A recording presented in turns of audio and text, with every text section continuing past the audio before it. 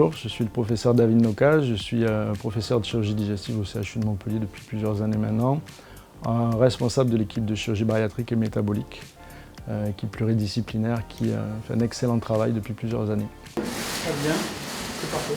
On a développé dans notre équipe une technique qui s'appelle la Nissen cygastrectomie, qui est une technique qui vise à diminuer les complications de la technique qui est la plus pratiquée dans le monde, qui s'appelle la cygastrectomie.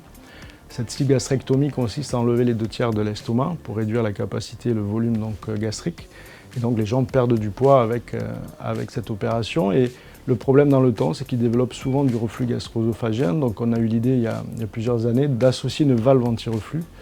Et les résultats que nous avons présentés cette année montrent une efficacité à 5 ans qui est largement supérieure à la cygastrectomie seule. Donc notre équipe a été reconnue au niveau international et lors du congrès américain de l'ASMBS, qui est la société de chirurgie bariatrique américaine, nous avons reçu un award en ce sens et on était assez fiers de ça. La pluridisciplinarité en chirurgie bariatrique, c'est vraiment essentiel, c'est-à-dire qu'il n'y a pas que le côté technique qui va être important, il y a sélectionner les patients, bien les préparer, bien les informer, et là on a une équipe qui est très large, avec des endocrinologues, avec des psychologues, des diététiciennes, des psychiatres, surtout l'équipe d'anesthésie aussi qui permet d'opérer des patients qui sont très fragiles. Anesthésie et réanimation, les endoscopistes, des équipes aussi de rééducation qui sont à l'extérieur de l'hôpital mais qui vont permettre de réinsérer les patients dans des programmes sportifs une fois qu'ils ont perdu beaucoup de poids. Donc c'est vrai que ce qu'on appelle le chemin clinique de la chirurgie de l'obésité est très important. Il faut bien comprendre qu'on n'opère pas n'importe qui. Il y a un temps de préparation qui est de minimum 6 mois.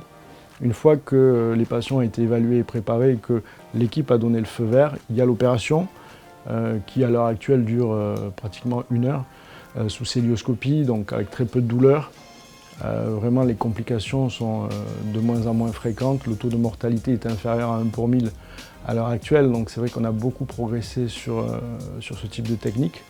Mais pas uniquement sur le côté opération, on a progressé sur le côté management du patient obèse. Et surtout, le suivi post-opératoire est assuré soit par le système public, soit par le système privé en collaboration, puisque on n'est pas en mesure de suivre tous les patients. On a opéré plus de 6000 patients au CHU de Montpellier maintenant. Et c'est vrai que le côté collaboration pluridisciplinaire, c'est la clé du succès de cette discipline. Alors nous avons de nombreux axes de recherche.